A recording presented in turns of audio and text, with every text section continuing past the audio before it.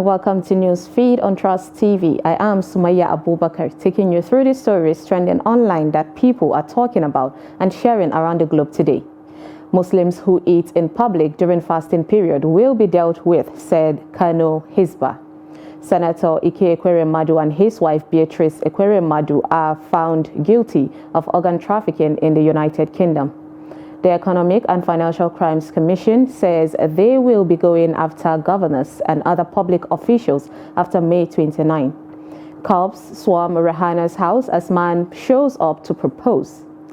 Top of what's trending today, we have Kano Hisbah, who warns Muslims who eat in public during fasting period, says they will be dealt with. The Kano State Hisbah Board has deployed, personnel to mosques to ensure the safety of lives and property during the holy month of Ramadan.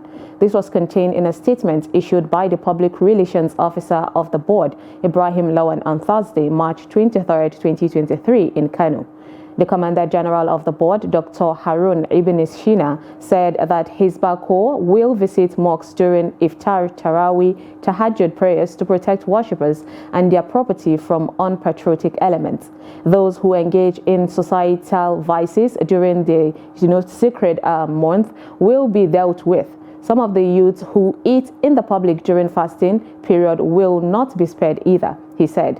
Dr. Harun Ibn Sina called on the general public to assist orphans and the needy in a bid to give succor to their suffering. Dr. Ibn Sina said that clothing, food items, grains, water, and cash could also be given to those in need.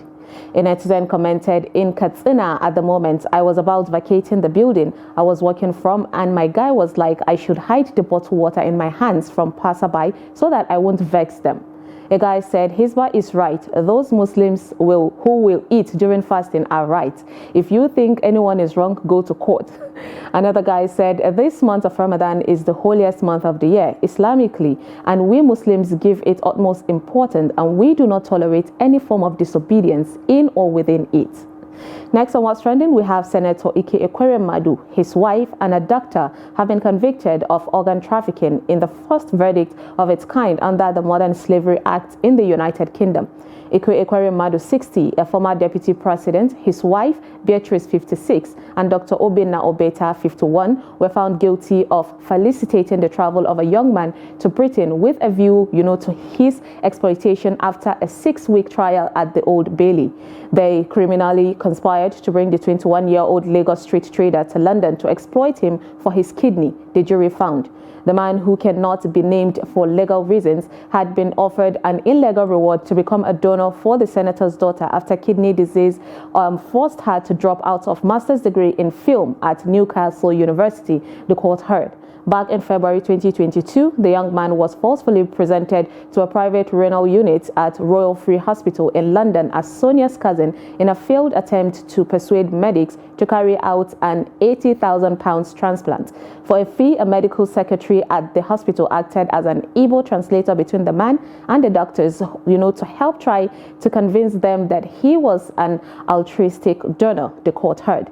The prosecutor, Hugh Davis Casey, told the court that the Ekweremadus and Obeta had treated the man and other potential donors as disposable assets, spare parts for rewards. He said they entered an emotional, cold commercial transactions with the man. A netizen wrote, "I still don't understand this story completely. I can't comprehend how a man of his status and huge resources couldn't find a more flexible country to pull that stunt. There are thousands of people in Nigeria that will have jumped willingly at the organ donation for the right price, which he can afford. So many things about this Ekweremadu case doesn't add up, even the way the Nigerian government has abandoned him." A guy said, "Nobody is above, the law in Britain, which makes it, a level playing field for everyone." Another said, "That is how it should be, since you people don't want to develop the healthcare in Nigeria. You people never see anything."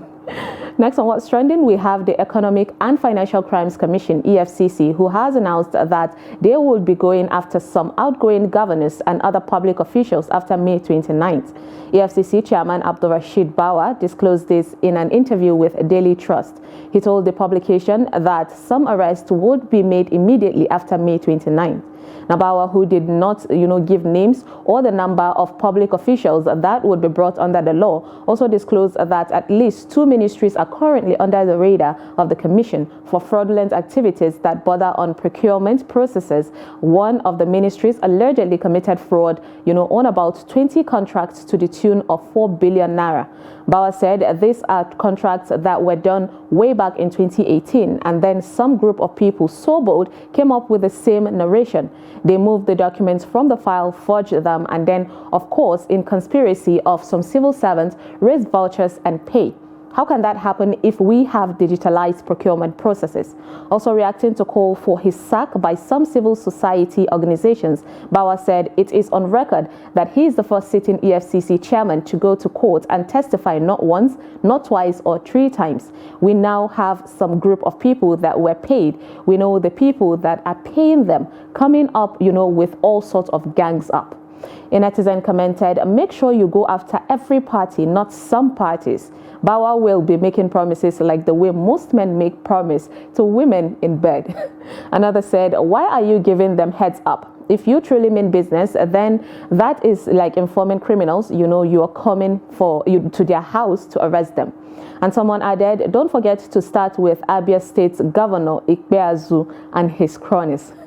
Next on What's Trending, we have a bank manager and 2 others arraigned for allegedly stealing 55 million naira from his bank in Plateau. One Kimeche Gomwok, a branch manager of First City Monument Bank (FCMB), has been arraigned on a 5-count charge with borders on stealing, cheating, and obtaining up to 55 million naira through false pretense.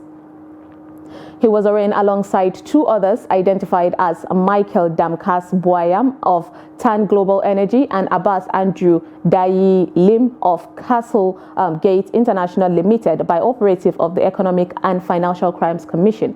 The defendants were arraigned on Tuesday, March 21st, before Justice P.S. Gang of the Plateau State High Court in Jos.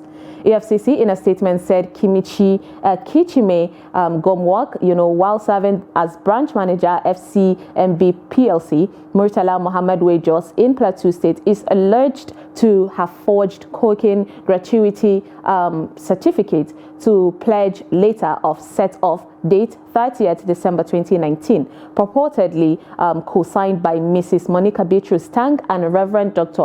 Amos Musa Mohzo, directors, which he used to secure overdraft facility from FCMB PLC to tune of 55 million naira. Gomwok and the 2 others pleaded not guilty to the charges leveled against them, and Justice Gang adjourned the case till Thursday, May 18, 2023. He also ordered the remand of the defendants at the Jos Correctional Center till the hearing of their bail applications. A netizen said that it is them that debit us without crediting our receivers, right? Someone said, so it is the bank staff that steal people's money. And another said, all the missing customers' money, some bankers, are behind it, especially when they notice that the owner is dead or not available. Now let's take a short break, and when we come back, you will see what some women did to protest the governorship election. Stay tuned.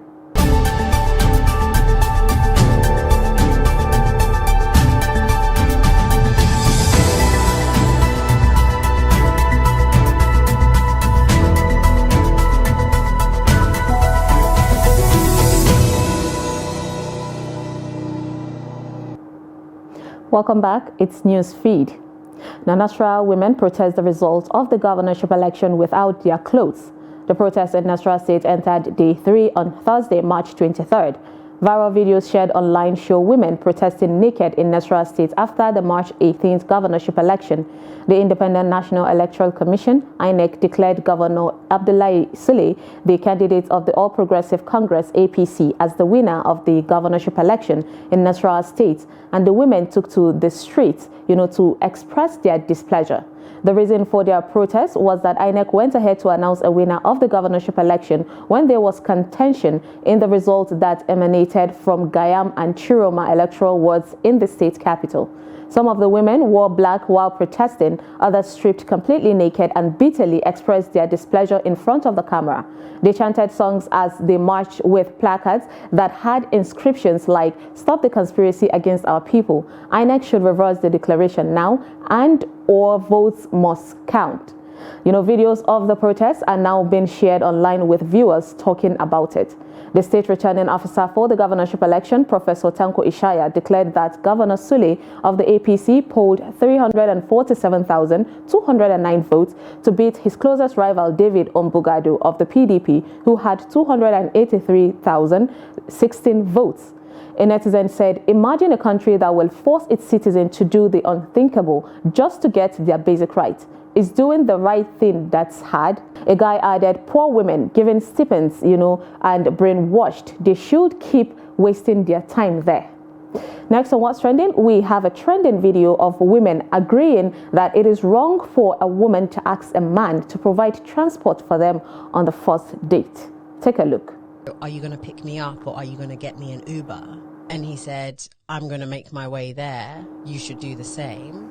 And because of that, she didn't want to go on a date with him. Don't make my way there. Oh my God. Don't make my way there. What do you think about her asking that? I wouldn't ask. I would be shy. I wouldn't ask. I think it's... Can you get me a cab? I just think it's just so entitled, yeah. After the night out, the date, then it would be nice if he put you in an Uber and send you home because it's late. But going to restaurant, No, I wouldn't tell. I'm in my way there. Because making your way showing that you're interested. really and truly, if this is like the man of your dreams, right, you're really interested in this guy. No, that's you so wouldn't true. even ask, "Are you going to book me an Uber? Are you going to pick me up?" You'd be running there to go and see him. And also, I wouldn't like him to know my address. That's exactly what I said. Yeah. No, Let people know Yeah. where you live. You don't know. A guy commented, "Nigerian girls left the chat room."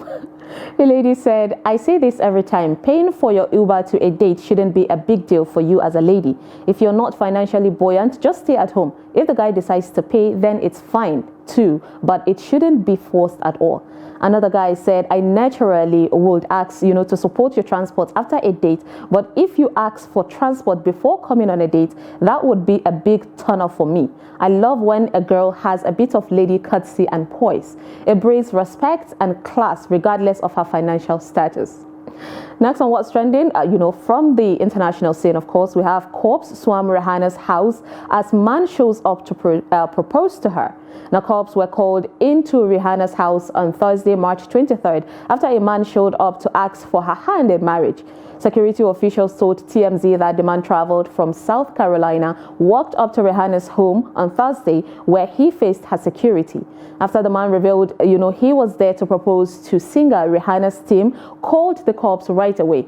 When the officers arrived, they put the man in handcuffs, got him in a car, and had a serious chat about his intentions. It was further revealed that though the man, who was dressed in a red Nike hoodie and had not broken any laws, he was asked to leave and told not to return. A netizen wrote, "The energy Don Jazzy needed, but he is too Nigerian for that." A lady said, "It's like this is the kind of liver I need to propose to Mbappe." And another added, "Motivational speakers with lines like, 'If you can think it, then you can do it,' have misled this guy." And lastly, onto a funny video of a cat doing everything it can to hide from another. Take a look. What is this? Stop! What is... Oh! Now, all that strategy was in vain. And that is all on Newsfeed today on Trust TV. Follow us and subscribe to all our social media platforms: Facebook, YouTube, Instagram, and Twitter. Bye.